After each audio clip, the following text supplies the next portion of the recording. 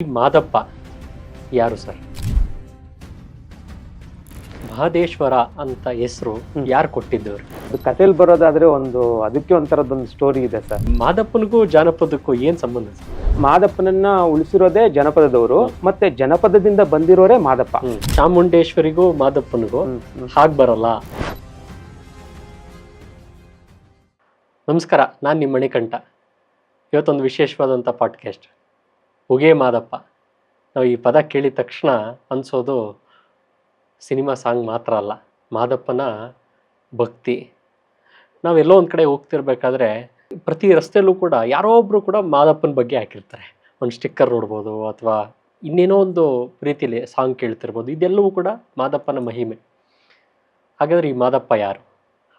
ಮಲೆ ಮಹದೇಶ್ವರ ಯಾರು? ಈ ವಿಷಯದ ಬಗ್ಗೆ ಮಾತಾಡಕ್ಕೆ ಬಂದಿರುವಂಥವ್ರು ಮಾದಪ್ಪನ ಭಕ್ತರು. 35 ವರ್ಷದಿಂದ ಮಾದಪ್ಪನ್ನೇ ಸರ್ವಸ್ವ ಮಾಡ್ಕೊಂಡಿರುವಂಥ ತುಳಸಿರಾಮ್ ಶೆಟ್ಟಿ ಅವರಿಗೆ ಈ ಕಾರ್ಯಕ್ರಮಕ್ಕೆ ಸ್ವಾಗತ ಮಾಡ್ತೀನಿ. ನಮಸ್ಕಾರ ಸರ್. ನಮಸ್ಕಾರ ಸರ್. ಇವತ್ತು ನಾವು ವಿಶೇಷವಾದಂಥ ಪಾಡ್ಕಾಸ್ಟಲ್ಲಿ ಮಾದಪ್ಪನ ಬಗ್ಗೆ ಮಾತಾಡೋದೇ ಒಂದು ಸೌಭಾಗ್ಯ ಅಂತ ಅನಿಸುತ್ತೆ. ಮಾದಪ್ಪ ಅಂದಿದ ತಕ್ಷಣ ಎಲ್ಲರಲ್ಲೂ ಕೂಡ ಇರುವಂಥದ್ದು ಭಕ್ತಿ ಜೊತೆಗೆ ಭಯ. ನಿಮಗೂ ಕೂಡ ಅಷ್ಟೇ, ಯಾಕೆಂದರೆ ಅಲ್ಲಿರುವಂಥ ಆಚಾರ ವಿಚಾರಗಳೆಲ್ಲವೂ ನೋಡಿದಾಗ ಭಯದಿಂದ ಭಕ್ತಿಯಿಂದ ಮಾಡುವಂಥ ಕೆಲಸ ಮಾದಪ್ಪನ ಮಾಡ್ತೀವಿ. ಹಾಗಾದರೆ ಈ ಮಾದಪ್ಪ ಯಾರು ಸರ್? ನಮಸ್ಕಾರ. ಅದಕ್ಕೆ ಹೋಗೋದಕ್ಕೂ ಮುಂಚಿತವಾಗಿ ಅವಕಾಶ ಮಾಡಿಕೊಟ್ಟಿದ್ದಕ್ಕೆ ನಿಮ್ಮ ಟಾಕ್ ವಿತ್ ಮಣಿಕಂಠ ಶೋಗೆ ತುಂಬ ಧನ್ಯವಾದಗಳು. ನಿಮ್ಮ ತಂಡಕ್ಕೆ ಸರ್, ಮಾದಪ್ಪ ಅಂತಂದರೆ ಒಂದು ನಂಬಿಕೆ ಸರ್. ಯಾವುದನ್ನೇ ಆಗಿರ್ಬೋದು ನಾವು ನಂಬಬೇಕಷ್ಟೆ ಸರ್. ಈ ಮಾದಪ್ಪ ಅನ್ನತಕ್ಕಂಥ ವ್ಯಕ್ತಿ ನಮ್ಮ ಕನ್ನಡ ನಾಡಿನ ಒಬ್ಬ ಸಮರ್ಥ ಸಾಂಸ್ಕೃತಿಕ ನಾಯಕ, ಜನಪದ ನಾಯಕ. ಹೇಗೆಲ್ಲ ನಮ್ಮಲ್ಲಿ ದೇವರುಗಳು ಅಂತ ನಾವೇನು ಮಾಡ್ಕೊಂಡಿದ್ದೀವಿ, ಹಾಗೆ ನಮ್ಮ ಈ ತಳ ಸಮುದಾಯದ ಎಷ್ಟೋ ಜನರಿಗೆ ಮಾದಪ್ಪ ಅನ್ನೋದೊಂದು ಆತ್ಮವಿಶ್ವಾಸ, ಒಂದು ಸ್ಫೂರ್ತಿ ಸರ್. ನಮ್ಮ ದಕ್ಷಿಣ ಕರ್ನಾಟಕದ ಮೈಸೂರು, ಚಾಮರಾಜನಗರ, ಬೆಂಗಳೂರು ಗ್ರಾಮಾಂತರ, ಮಂಡ್ಯ ಈ ಭಾಗದಲ್ಲೆಲ್ಲ ಬಹುಪಾಲು ಮಂದಿಯ ಮನೆ ದೇವರುಗಳಾಗಿ ಮಾದಪ್ಪ ಇರ್ತಕ್ಕಂಥದ್ದು. ಪುರಾಣಗಳ ಪ್ರಕಾರ ನಾವು ಹೋಗೋದಾದರೆ ಮಾದಪ್ಪ ಕೈಲಾಸದಿಂದ ಶಿವನ ಅವತಾರವಾಗಿ ಧರೆಗಿಳಿದ ಅನ್ನತಕ್ಕಂಥ ವಿಚಾರ ಬರುತ್ತೆ. ಐತಿಹಾಸಿಕವಾಗಿ ನೋಡೋದಾದರೆ ನಾವು 15ನೇ ಶತಮಾನದಲ್ಲಿ ನಮ್ಮ ದಕ್ಷಿಣ ಕರ್ನಾಟಕದ ಹೆಗ್ಗಡದೇವನಕೋಟೆ ತಾಲೂಕು ಭೀಮನಕೊಲ್ಲಿ ಅನ್ನೋ ಜಾಗದಿಂದ ಉತ್ತರ ಕರ್ನಾಟಕದ ಶ್ರೀಶೈಲ ಆ ಪರಿಸರಕ್ಕೆ ಹೋಗಿ ವ್ಯಾಘ್ರಾನಂದ ಗುರುಗಳ ಹತ್ರ ಎಲ್ಲ ಥರದ ಸಿದ್ಧಿ ವಿದ್ಯೆ, ಮಾಯ ಮಂತ್ರ ವಿದ್ಯೆಗಳನ್ನೆಲ್ಲ ಕಲಿತು ಮತ್ತೆ ದಕ್ಷಿಣ ಕರ್ನಾಟಕಕ್ಕೆ ಬಂದು ಪೂರ್ವಘಟ್ಟಗಳು ಅಂತ ಇವತ್ತು ನಾವು ಮಲೆ ಮಹದೇಶ್ವರ ಬೆಟ್ಟ ಅಂತ ಏನು ಹೇಳ್ತೀವಲ್ಲ, ಅಲ್ಲಿರ್ತಕ್ಕಂಥ ಕಾಡು ಜನಗಳನ್ನು ಸಾಮಾಜಿಕವಾಗಿ ಸಾಂಸ್ಕೃತಿಕವಾಗಿ ಅಭಿವೃದ್ಧಿಗೊಳಿಸಿದಂತಹ ಒಬ್ಬ ಸಾಮಾಜಿಕ ಸುಧಾರಕ ಅಂತ ಕೂಡ ಮಾದಪ್ಪನನ್ನು ಹೇಳ್ಬೋದು.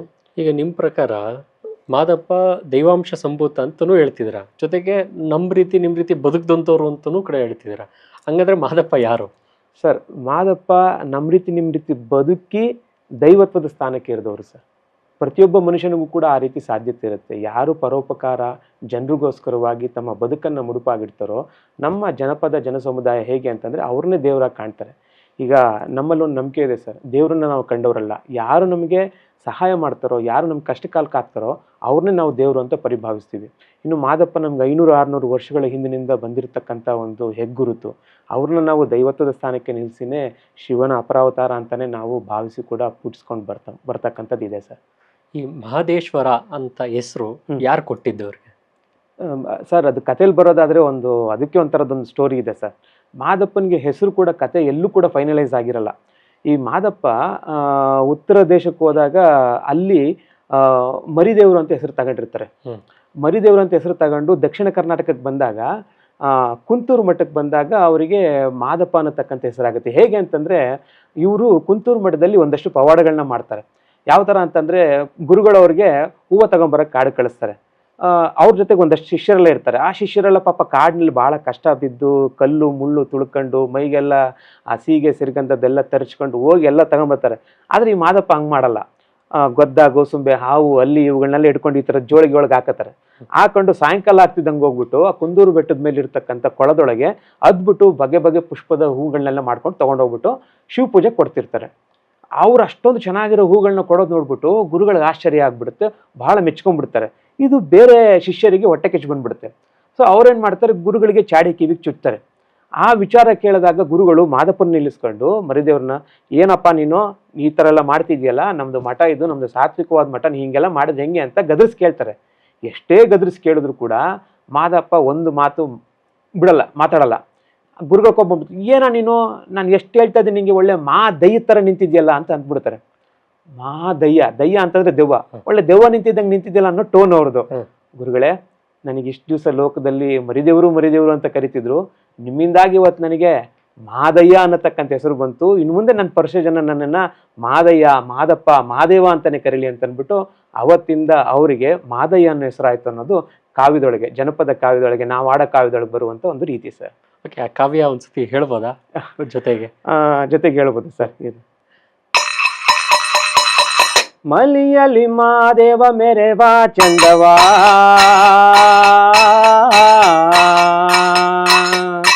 ನೋಡಿ ನಮ್ಮ ಶಿವನ, ಎಲ್ಲಿದ್ದಯ್ಯಪ್ಪ ಮಾದೇವ, ನಿನ್ನ ಭಕ್ತರ ದೃಢವ ನೋಡಯ್ಯ,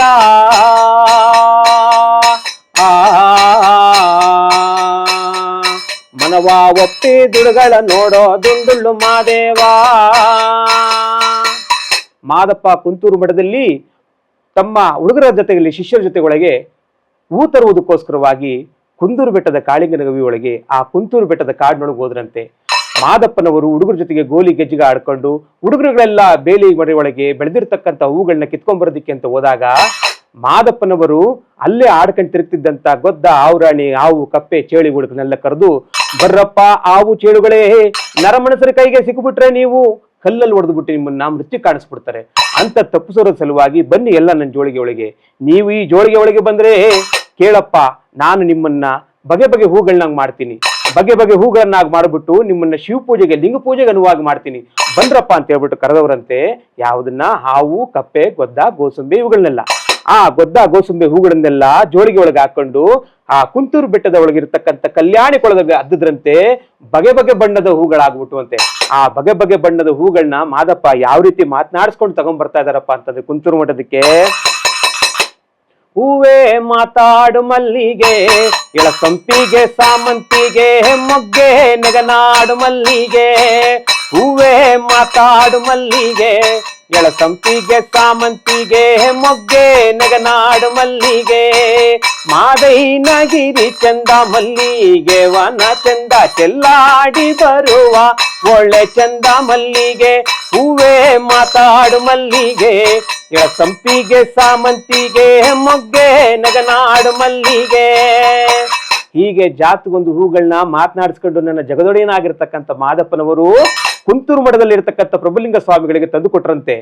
ಅಷ್ಟೊತ್ತಿಗಾಗಲೇ ಈ ಬಾಕಿ ಹುಡುಗರುಗಳು ಏನಪ್ಪಾ ಮಾರ್ಬಿಟ್ಟಿದ್ರು ಅಂತಂದ್ರೆ, ಕುಂತೂರು ಮಠದ ಪ್ರಭುಲಿಂಗ ಸ್ವಾಮಿಗಳಿಗೆ ಈ ಮರಿದೇವರಾಗಿರ್ತಕ್ಕಂಥವ್ರು ಸರಿ ಇಲ್ಲ ಬುದ್ಧಿ, ಈ ಮದ್ದು ಮಾಯ ಮಾಟ ಮಂತ್ರ ಬಲ್ಲವನು ಇವನು ತಂದಿರತಕ್ಕಂತ ಪುಷ್ಪವಾಗಿರ್ತಕ್ಕಂಥದ್ದು ಹಾವು ಅಲ್ಲಿ ಗೊದ್ದೆ ಗೋಸುಮಿ ಅಂತ ಕೇಳಿದಾಗ ಪ್ರಭುಲಿಂಗ ಸ್ವಾಮಿಗಳು ಮರಿದೇವರನ್ನ ಕೇಳದಂತೆ, ಏನಯ್ಯ ಮರಿದೇವ, ಈ ಹುಡುಗರೆಲ್ಲ ಹೇಳ್ತಾರ ಮಾತು ದಿಟ್ವೇನಯ್ಯ? ಮಾದಪ್ಪ ಒಂದು ಮಾತನಾಡಿರುವಂತೆ.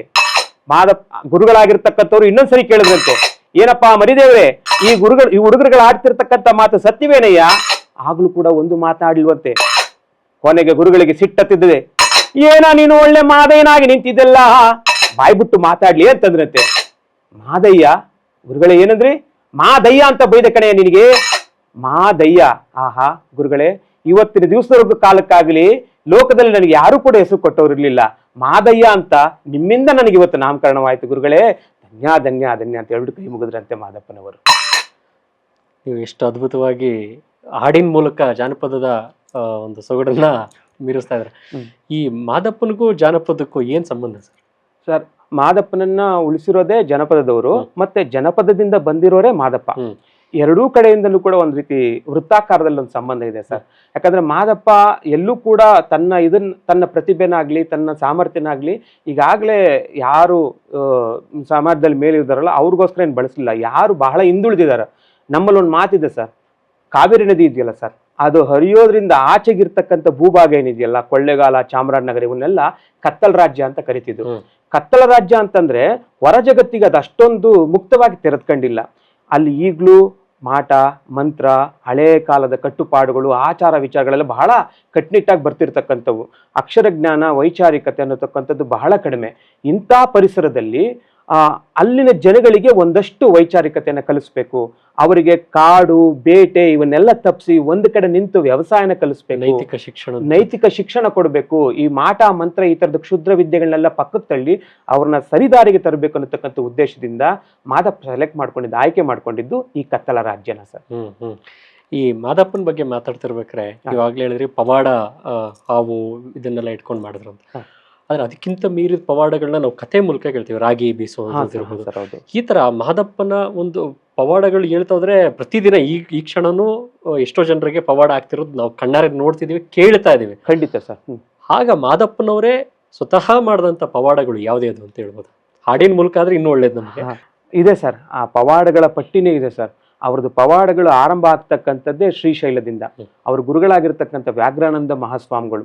ವ್ಯಾಘ್ರಾನಂದ ಅಂತಂದ್ರೆ ವ್ಯಾಘ್ರ ಹುಲಿಗಳನ್ನ ಪಳಗಿಸುವಂತ ವಿದ್ಯೆನ ಚೆನ್ನಾಗಿ ಕಲ್ತಿದ್ದವರು. ಶ್ರೀಶೈಲದ ಕಾಡು ಅಂತಂದ್ರೆ ಪೂರ್ವಘಟ್ಟಗಳು. ಕಾಡಿನಲ್ಲಿ ಅವರಿಗೆ ಕಾಡು ಪ್ರಾಣಿಗಳನ್ನ ಕಾಡಿನಲ್ಲಿ ಹೇಗೆ ಬದುಕಬೇಕು ಅನ್ನತಕ್ಕಂಥ ಶಿಕ್ಷಣ ಚೆನ್ನಾಗಿ ಸಿಕ್ಕಿತ್ತು. ಅದನ್ನು ತಗೊಂಡು ಅವರು ನಮ್ಮ ದಕ್ಷಿಣ ಕರ್ನಾಟಕಕ್ಕೆ ಬಂದಾಗ ಅವರು ಮೊದಲನೇದಾಗಿ ಪವಾಡ ಮೆರೆದದ್ದು ಸುತ್ತೂರು ಮಠದಲ್ಲಿ. ಸುತ್ತೂರು ಮಠದಲ್ಲಿ ವಿದ್ಯೆ ಕಲಿಬೇಕು ಅಂತ ಬರ್ತಾರೆ. ಆದ್ರೆ ಯಾರು ಕೂಡ ಸಾಮಾನ್ಯವಾಗಿ ಈ ಮಠಗಳದ ಮುಖ್ಯವಾದ ಧ್ಯೇಯ ಏನಪ್ಪಾ ಅಂತಂದ್ರೆ ಕಾಯಕ ಮಾಡಬೇಕು, ಕಾಯಕ ಮಾಡಿದಕ್ಕೆ ಆದ್ಮೇಲೆ ತಿನ್ಬೇಕು, ವಿದ್ಯೆ ಕಲಿಬೇಕು ಅಂತ. ಆ ನೀತಿಗೆ ಅನುಗುಣವಾಗಿ ಅವ್ರೇನ್ ಹೇಳ್ತಾರಪ್ಪ ಅಂತಂದ್ರೆ, ಇಲ್ಲಿ ಬಂದ ಮೇಲೆ ನೀವು ಕೆಲಸ ಮಾಡ್ಬೇಕಣಪ್ಪ. ಏನ್ ಕೆಲಸ ಸ್ವಾಮಿ? ರಾಗಿ ಬೀಸ್ಬೇಕು. ಮಾದಪ್ಪನವ್ರಿಗೆ ಮನ್ಸಲ್ಲಿ ಬರುತ್ತೆ, ನಾನು ಸುತ್ತೂರು ಮಠ ಸುಖ ಅಂತ ಬಂದ್ರೆ ಕುಕ್ಕೆಲ್ ರಾಗಿ ತುಂಬಿಕೊಟ್ರಲ್ಲಪ್ಪ, ಏನಪ್ಪ ಮಾಡೋದು ಅಂತ ಅನ್ಬಿಟ್ಟು ಈ ತರ ಆಗ್ಬಿಟ್ರೆ ನಾಳೆ ದಿವಸ ನಾನು ಕಲೀನ್ ಕಟ್ಟಾಳಕ್ಕಾಗಲ್ಲ, ಕಲಿಯುಗದಲ್ಲಿ ಮಾದೇವ ಅಂತ ಹೆಸರು ತಗೊಳಕ್ಕಾಗಲ್ಲ ಅಂತ ಅನ್ಬಿಟ್ಟು ಆಯ್ತು ಗುರುಗಳ ಮಾತಿಗೆ ಮೀರೋಂಗಿಲ್ಲ, ಆಯ್ತು ಗುರುಗಳೇ ಮಾಡ್ತೀನಿ, ಕಾಯಕ ಮಾಡ್ತೀನಿ ಅಂತ ಅನ್ಬಿಟ್ಟಿದ್ದೇನೆ. ರಾಗಿ ಕಲ್ ಮುಂದೆ ಕೂತ್ಕೊಂಡು ಅವರಷ್ಟು ರಾಶಿ ರಾಗಿ ತುಂಬಿದ್ರು ಕೂಡ ಅವನ್ನೆಲ್ಲವನ್ನು ಕೂಡ ಆ ಒಂದು ದಿನದ ರಾತ್ರಿ ಒಳಗೆ ಎಲ್ಲ ರಾಗಿಯನ್ನು ಬೀಸಿ ಬೆಳಿಗ್ಗೆ ಅಷ್ಟೊತ್ತಿಗೆ ಗುರುಗಳಿಗೆ ಆಶ್ಚರ್ಯ ಬರೋ ತರಕ್ಕೆ ಮಾಡ್ಬಿಟ್ಟಿರ್ತಾರೆ. ಅದು ಅವರ ಮೊದಲನೇ ಒಂದು ಪವಾಡ. ಆ ನಂತರ ನಾನು ಹೇಳಿದ್ದು ಕುಂತೂರು ಮಠಕ್ಕೆ ಬಂದ್ಮೇಲೆ ಈ ಹಾವು ಗೊದ್ದ ಗೋಸುಂಬೆ ಚೇಳುಗಳನ್ನೆಲ್ಲ ಹೂ ಮಾಡೋದು ಇನ್ನೊಂದು ಪವಾಡ. ಮತ್ತೆ ಅದೇ ಕುಂತೂರು ಮಠದಲ್ಲಿ ಉಕ್ಕಿನ ಕಡ್ಲೆ ಬಸಪ್ಪ ಅಂತ ಒಬ್ಬಿರ್ತಾನೆ. ಅಂದ್ರೆ ಬಸವಣ್ಣ, ಆಲಂಬಾಡಿ ಬಸವ ಇವೆಲ್ಲ ಸಾಮಾನ್ಯ ಮಾದಪ್ಪನ್ಗೆ ಪ್ರಿಯವಾದ ಪ್ರಾಣಿಗಳು. ಬಸವ, ಹಾವು, ಹುಲಿ ಎಲ್ಲ. ಆ ಬಸಪ್ಪ ತುಂಬಾ ಅಪಾಯಕಾರಿ, ಒಂಥರ ಮೊಂಡ, ಯಾರನ್ನೂ ಹತ್ರಕ್ಕೆ ಬಿಟ್ಕತಿರ್ಲಿಲ್ಲ. ಅಂತ ಬಸವಣ್ಣನನ್ನ, ಉಕ್ಕಿನ ಕಡ್ಲೆ ಬಸವಣ್ಣನನ್ನ ಪಳಗಿಸಿ ತಮ್ಮ ನಿಯಂತ್ರಣಕ್ಕೆ ತಗತಾರೆ. ಆಮೇಲೆ ಅಲ್ಲಿಂದ ಮುಂದಕ್ಕೆ ಹೋಗ್ತಾ ಕೊಳ್ಳೆಗಾಲದ ಮರಡಿಗುಡ್ಡ ಅಂತ ಬರುತ್ತೆ. ಆ ಮರಡಿಗುಡ್ಡದ ಮೇಲೆ ಹತ್ತು ನಿಂತ್ಕೊಂಡು ಮಂಡಿ ಊರ್ಬಿಟ್ಟು ನೋಡ್ತಾರೆ ಅವರು. ಏನಂತಂದ್ರೆ ನಾನು ನೆಲೆಗೊಂಡ ಜಾಗ ಹುಡುಕ್ಬೇಕು ಅಂತ ಅಂದ್ಬಿಟ್ಟು ಹೋಗ್ತಾ ಇರ್ತಾರೆ. ಆದ್ರೆ ಗುರುಗಳದ್ದು ಜಾಗ ಕಾಣಿಸ್ಬಿಡುತ್ತೆ ಕುಂತೂರು ಮಠ. ಗುರುವಿಗಿಂತ ನಾನು ಎತ್ತರವಾದ ಸ್ಥಾನದಲ್ಲಿ ಇರಬಾರ್ದು ಅಂತ ಅಂದ್ಬಿಟ್ಟು ಅಲ್ಲಿ ಮಂಡಿ ಊರಿರ್ತಾರೆ. ಮಂಡಿ ಊರಿದ್ದು ಒಂದು ರೀತಿ ಪ್ರಿಂಟ್ ತರ ಬಂದಿರುತ್ತೆ, ಮುದ್ರೆಗಳ ರೀತಿಯಲ್ಲಿ ಬಂದಿರುತ್ತೆ. ಮರಡಿಗುಡ್ಡ ಮಂಡಿ ಊರದ ಜಾಗ ಅಂತ ಅಂದ್ಬಿಟ್ಟು ಅದೊಂದು ಪವಾಡ. ಅಲ್ಲಿಂದ ಮುಂದಕ್ಕೆ ನಾವು ನೋಡ್ತಾ ಹೋಗೋದಾದ್ರೆ ಬೆಟ್ಟಕ್ಕೆ ಬಂದು ನೆಲೆಗೊಂಡ ಮೇಲೆ ಸುಮಾರು ಪವಾಡಗಳು ಮಾಡ್ತಾರೆ. ಶಂಕಮ್ಮನ ವಿಚಾರದಲ್ಲಾಗಿರ್ಬೋದು, ಜುಂಜೇಗೌಡನ ವಿಚಾರದಲ್ಲಾಗಿರ್ಬೋದು, ಬೇವನಟ್ಟಿ ಕಾಳಮ್ಮನ ವಿಚಾರದಲ್ಲಾಗಿರ್ಬೋದು, ಮತ್ತೆ ತಮ್ಮಡಿಗೇರಿನಲ್ಲಿ ಬೇಡ್ರ ಮುದ್ದಮ್ಮ ಅವ್ರಿಗೆ ಸೀಗೆ ಸೊಪ್ಪು ರಾಗಿ ಮುದ್ದೆ ಅಂತ ನಾವು ಕೇಳ್ತೀವಿ ನೋಡ್ರಿ. ಮಾದಪ್ಪನಿಗೆ ಪ್ರಿಯವಾದ ಆಹಾರ, ಅದನ್ನ ದಿನ ಮಾಡಿ ಬಡಿಸಿದಂತ ಹೆಂಗಸು ಆ ಮುದ್ದಮ್ಮ. ಅವ್ರಿಗೂ ಕೂಡ ಒಂದು ಪವಾಡವನ್ನ ಕೂಡ ಮಾಡ್ತಾ ಹೋಗ್ತಾರೆ. ಹೀಗೆ ಮಾದಪ್ಪನ ಚರಿತ್ರೆ ಸಂಪೂರ್ಣವಾಗಿ ಈ ಮಾದಪ್ಪನ ಬಗ್ಗೆ ವಿಶೇಷವಾಗಿ ಮಾದಪ್ಪನ ನೀವು ಅವಾಗಲೇ ಹೇಳಿದ್ರೆ ಮುದ್ದೆ ಮತ್ತೆ ಸೀಗೆ ಸೊಪ್ಪು ಅಂತ ಹೇಳ್ತಾರೆ. ಮಾದಪ್ಪನಿಗೆ ಇಷ್ಟವಾದಂತ ಆಹಾರ ಯಾವ್ದು ಅಂತ ಸರ್? ಮಾದಪ್ಪನಿಗೆ ಇಷ್ಟವಾದ ಆಹಾರ ಅಂತಂದ್ರೆ ಮೂಲತಃವಾಗಿ ಇವೆ ಸರ್. ಸೀಗೆ ಸೊಪ್ಪು, ರಾಗಿ ಮುದ್ದೆ. ಸಾಮಾನ್ಯ ಈಗ ಚೆನ್ನಾಗಿ ಸಿಗ್ತವೆ ಸೀಗೆ ಸೊಪ್ಪುಗಳು. ಮುಂಗಾರು ಮಳೆ, ಪೂರ್ವ ಮುಂಗಾರು ಬಿದ್ದಿರೋದ್ರಿಂದ ಮಾದಪ್ಪನ ಬೆಟ್ಟದ ಕಾಡು ಪರಿಸರದೆಲ್ಲ ಈ ತರದ ಸೀಗೆ ಬೆಳೆಗಳು ಜಾಸ್ತಿ. ಸೀಗೆ ಸೊಪ್ಪು, ರಾಗಿ ಮುದ್ದೆ ಅವರಿಗೆ ಪ್ರಥಮತಃ ಇಷ್ಟವಾಗಿರ್ತಕ್ಕಂಥ ಆಹಾರ. ಅದನ್ನ ಬಿಟ್ರೆ ಈ ಎಳ್ಳು ಮಜ್ಜನ ಅಂತ ಮಾಡ್ತಾರೆ, ಎಣ್ಣೆನಲ್ಲಿ ನೈವೇದ್ಯ ಅನ್ನೋದನ್ನ ಮಾಡ್ತಾರೆ. ಮತ್ತೆ ಈ ಬೆಲ್ಲದನ್ನ ಅಂತ ಮಾಡ್ತಾರೆ. ಈ ತಮಿಳ್ನಾಡು ಕಡೆ ಪೊಂಗಲ್ ಅಂತ ಅಂತೀವಲ್ಲ, ಹಾಗೆ ಬೆಲ್ಲದನ್ನ ಇವಿಷ್ಟು ಮಾದಪ್ಪನಿಗೆ ಪ್ರಿಯವಾದ ಆಹಾರಗಳು. ಕಾಡು ಪರಿಸರದೊಳಗೆ ಏನ್ ಸಿಕ್ತಿತ್ತಲ್ಲ ಆಹಾರ ಪರಿಸರ, ಅವಕ್ಕೆ ಮುಖ್ಯವಾಗಿ ಅವರು ಒಂದು ರೀತಿಯಲ್ಲಿ ಇವಿಷ್ಟನ್ನ ತಮ್ಮ ಮುಖ್ಯವಾದ ಆಹಾರಗಳಂತ ಮಾಡ್ಕೊಂಡಿದ್ರು. ಆಹಾರದ ವಿಚಾರದಲ್ಲಿ ಅಷ್ಟು ಕಟ್ನಿಟ್ಟಿಲ್ಲ, ಮತ್ತೆ ಕಂಡೀಷನ್ ಇಲ್ಲ. ಸರಳವಾಗಿ ಸುಲಭವಾಗಿ ಯಾವ್ದು ದಕ್ಕುತ್ತೋ ಅದನ್ನ ಮಾದಪ್ಪನಿಗೆ ಬಹಳ ಪ್ರಿಯವಾಗಿ ಇಷ್ಟ ಆಗ್ತಿತ್ತು ಸರ್. ಈ ಮಾದೇಶ್ವರ ನೀವು ನೋಡ್ತಾ ಇದ್ದಾಗೆ ಮಲೆ ಮಾದೇಶ್ವರ ಅಂತೇನೆ ಕರಿತೀವಿ, 77 ಬೆಟ್ಟದ ಒಡಿಯ ಅಂತ ಹೇಳಿ ಕರಿತೀವಿ. ಅದಕ್ಕೆ ಯಾಕೆ ಹೆಸರು ಆ ರೀತಿ ಬಂತು ಅಂತ? ಸರ್, ಅದೊಂದು ಪೂರ್ವಘಟ್ಟಗಳ ಪರಿಸರ. ಈಗ ನಮ್ಗೆ ಈ ಶ್ರೀಶೈಲದಿಂದ ಆರಂಭ ಆಗಿ ಕರ್ನಾಟಕದ ತುತ್ತ ತುದಿಗೆ ಬರುತ್ತೆ ಪೂರ್ವ ಘಟ್ಟಗಳು. ಈ ಕಡೆ ಪಶ್ಚಿಮ ಘಟ್ಟಗಳು ಅದು ಬಂಡೀಪುರ, ನಾಗರಹೊಳೆ, ಬಿಳಿಗಿರಂಗನ ಬೆಟ್ಟ ಈ ಭಾಗದಲ್ಲಿ ಬಂದು ಮಾದಪ್ಪನ ಬೆಟ್ಟಕ್ಕೆ ಕನೆಕ್ಟ್ ಆಗುತ್ತೆ ಎರಡು ಕೂಡ. ಈ ಇಷ್ಟೂ ಪರಿಸರದಲ್ಲಿ 77 ಬೆಟ್ಟಗಳಿದಾವೆ.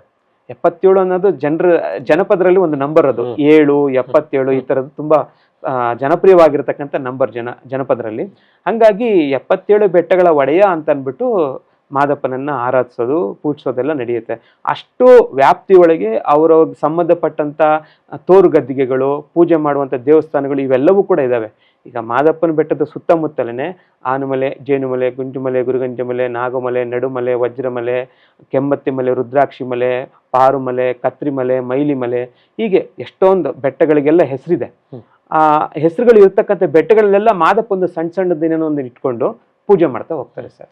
ಅಂದ್ರೆ ಅಲ್ಲಿ ಮಾದಪ್ಪ ತಪಸ್ ಮಾಡಿದ್ರು ಅನ್ನುವಂಥದ್ದು ಕೂಡ ಇದೆ ಅಲ್ವಾ? ಖಂಡಿತ ಸರ್, ಖಂಡಿತ. ತಪಸ್ ಮಾಡಿರೋ ಜಾಗಗಳನ್ನೆಲ್ಲ ಇವತ್ತು ತೋರು ಗದ್ದಿಗೆಗಳು ಅಂತ ಮಾಡ್ಕೊಂಡು ಅಲ್ಲಿ ಇವತ್ತಿನ ದಿವಸ ಮಾದಪ್ಪನ ವಿಗ್ರಹಗಳನ್ನ ಇಟ್ಕೊಂಡು ಅಥವಾ ಲಿಂಗಗಳನ್ನ ಇಟ್ಕೊಂಡು ಪೂಜೆ ಮಾಡುವಂಥದ್ದನ್ನ ಮಾಡ್ತಾ ಹೋಗ್ತಾರೆ.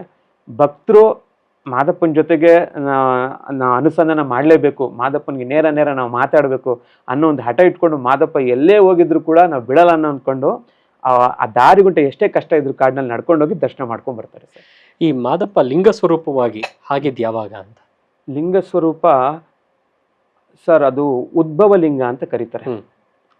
ಹೆಂಗೆ ಅಂತಂದ್ರೆ ಮಾದಪ್ಪ ನಮ್ಮ ಜನಪದ ಕಥೆಯಲ್ಲಿ ಸಿಗೋ ಆಧಾರಗಳ ಪ್ರಕಾರ ಸಂಕಮ್ಮನಿಂದ 2 ಮಕ್ಕಳನ್ನ ದತ್ತುವಾಗಿ ಪಡಿತಾರೆ, ಕಾರಯ್ಯ ಬಿಲ್ಲಯ್ಯ ಅಂತ ಅಂದ್ಬಿಟ್ಟು. ಆ ಕಾರಯ್ಯ ಬಿಲ್ಲಯ್ಯ ಅನ್ನತಕ್ಕಂಥ 2 ಮಕ್ಕಳನ್ನು ಕೂಡ ಸಾಕಿ ಸಲಹಿ ದೊಡ್ಡವ್ರನ್ನಾಗಿ ಮಾಡ್ತಾರೆ. ಜೊತೆಗೆ ಇವರ ಜೊತೆಯಲ್ಲಿ 5 ಜನ ಋಷಿ ಮುನಿಗಳು ಅಂತ ಕರೀತಾರೆ. ಯಾರ್ಯಾರಪ್ಪ ಅಂತಂದ್ರೆ ಕಾರಯ್ಯ ಬಿಲ್ಲಯ್ಯ, ಬೇಡ್ರ ಕಣ್ಣಯ್ಯ, ಮತ್ತೆ ಕಟ್ಟೆ ಬಸಪ್ಪ, ಮತ್ತೆ ಅಂತರ್ಗಂಗೆ ಜಡೇಶೇಷಣ್ಣ ಅಂತ ಈ 5 ಜನ ಋಷಿ ಮುನಿಗಳು ಮಾದಪ್ಪನ ಪರಿವಾರದಲ್ಲಿ ಇದ್ದಂಥವ್ರು. ಇವ್ರನ್ನೆಲ್ಲ ಒಂದು ಹಂತಕ್ಕೆ ತಂದು ಇವರು ಇಲ್ಲಿಂದ ಮುಂದಕ್ಕೆ ನಡೆಸ್ಕೊಂಡು ಹೋಗ್ತಾರೆ ಅಂತ ಅಂದ್ಬಿಟ್ಟು ಮಾದಪ್ಪನಿಗೆ ಖಾತ್ರಿ ಆದ್ಮೇಲೆ ಅವರು ಲಿಂಗೈಕ್ಯರಾದರು ಅನ್ನತಕ್ಕಂಥದ್ದು ನಂಬಿಕೆ ಸರ್. ಆ ಲಿಂಗೈಕ್ಯರಾದ ಜಾಗದಲ್ಲಿ ಅದು ಲಿಂಗ ಉದ್ಭವ ಆಯ್ತು. ಲಿಂಗನ ಯಾರು ಕೂಡ ತಂದು ಅಲ್ಲಿ ಇಡ್ಲಿಲ್ಲ ಅಥವಾ ಕೆತ್ತಲಿಲ್ಲ ಅನ್ನೋದಕ್ಕೆ ಒಂದು ಹಾಡು ಬರುತ್ತೆ. ಏನು ಹಾಡು ಜೊತೆಗೆ ಹೇಳ್ಬೋದಾ? ಉಳಿಯಲ್ಲಿ ಮುಟ್ಟಲಿಲ್ಲ ನಿಮ್ಮ ಕಡೆದ್ಯಾರು ಕೆತ್ತಲಿಲ್ಲ, ಉಳಿಯಲ್ಲಿ ಮುಟ್ಟಲಿಲ್ಲ ನಿಮ್ಮ ಕಡೆದ್ಯಾರು ಕೆತ್ತಲಿಲ್ಲ, ಮಾದೇವ ಅನ್ನೋರು ಮೊದಲಿಲ್ಲ, ಮಾದೇವ ಅನ್ನೋರು ಮೊದಲಿಲ್ಲ. ಅಂದ್ರೆ ಮಾದಪ್ಪನನ್ನ ಉಳಿಯಲ್ಲೂ ಮುಟ್ಲಿಲ್ಲ, ಕಡದ್ಯಾರು ಕೆತ್ತಲಿಲ್ಲ, ಮಾದಪ್ಪ ಹಾಗೆ ಉದ್ಭವ ಆಗಿದ್ದು ಅನ್ನತಕ್ಕಂಥದ್ದು ಒಂದು ನಂಬಿಕೆ.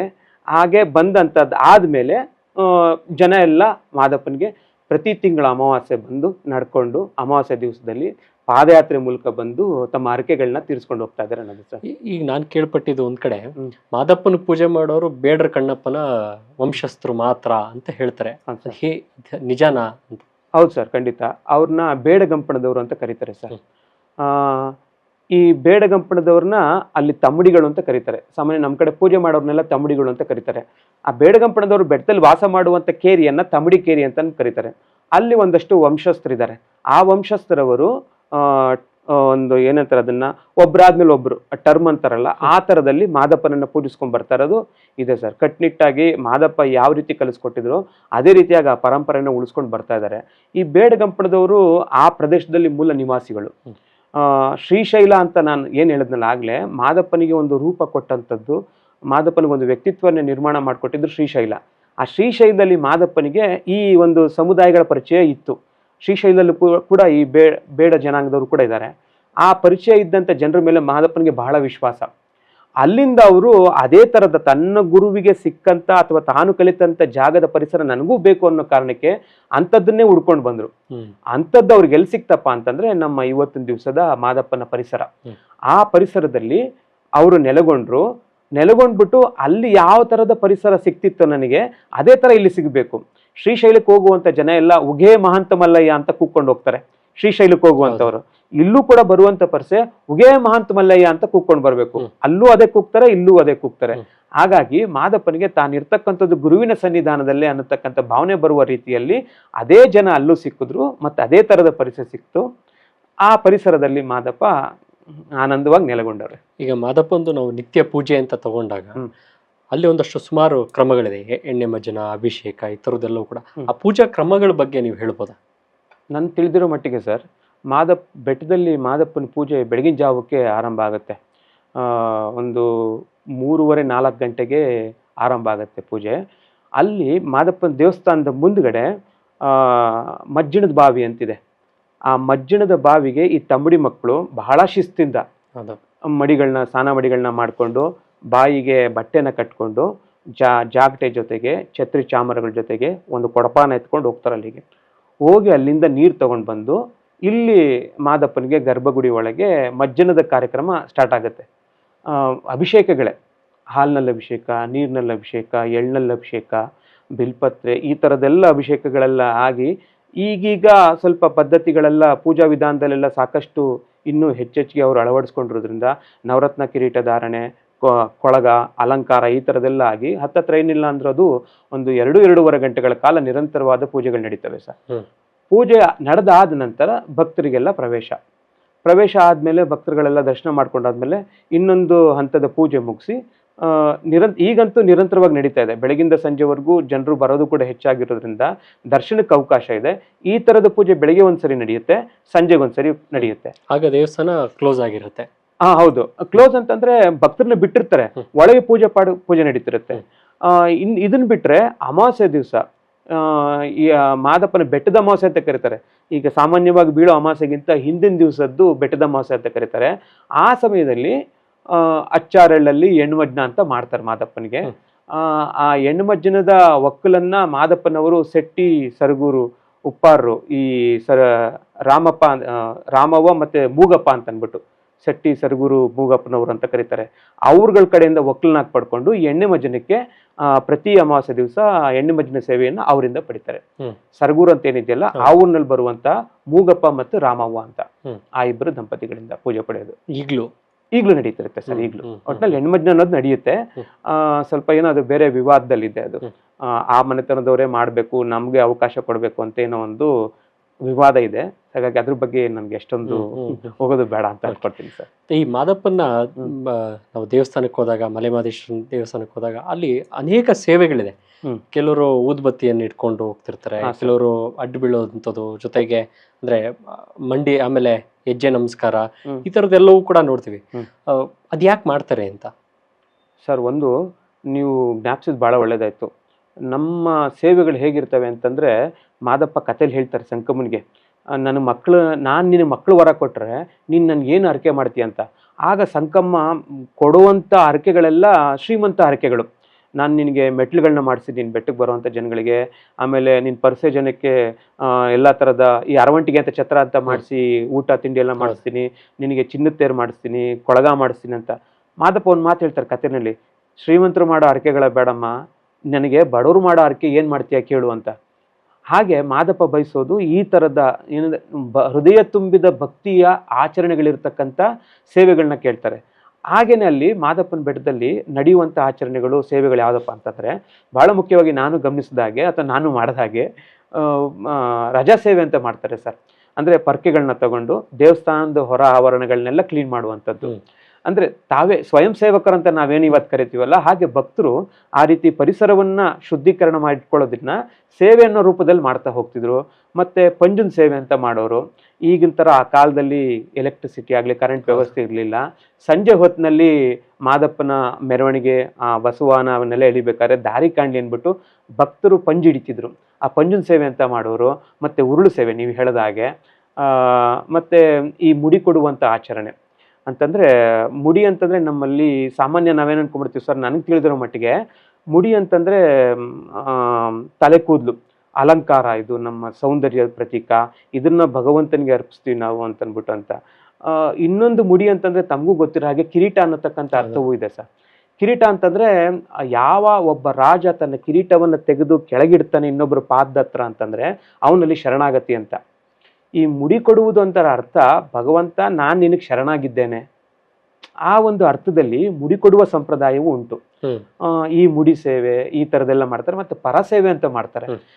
ಒಂದಷ್ಟು ಇಲ್ಲಿಂದೆಲ್ಲ ದಿನಸಿಗಳನ್ನೆಲ್ಲ ತಗೊಂಡೋಗೋದು, ಅಲ್ಲಿ ಹೋಗಿ ಅಡುಗೆಗಳನ್ನೆಲ್ಲ ಮಾಡಿ ಅಲ್ಲಿರ್ತಕ್ಕಂಥ ಜನಗಳಿಗೆ ಭಕ್ತಾದಿಗಳನ್ನ ಕರೆದು ಅವ್ರಿಗೆ ಊಟ ಹಾಕ್ಸುವಂಥ ವ್ಯವಸ್ಥೆ, ಪರ ಅಂತ ಮಾಡ್ತಾರೆ.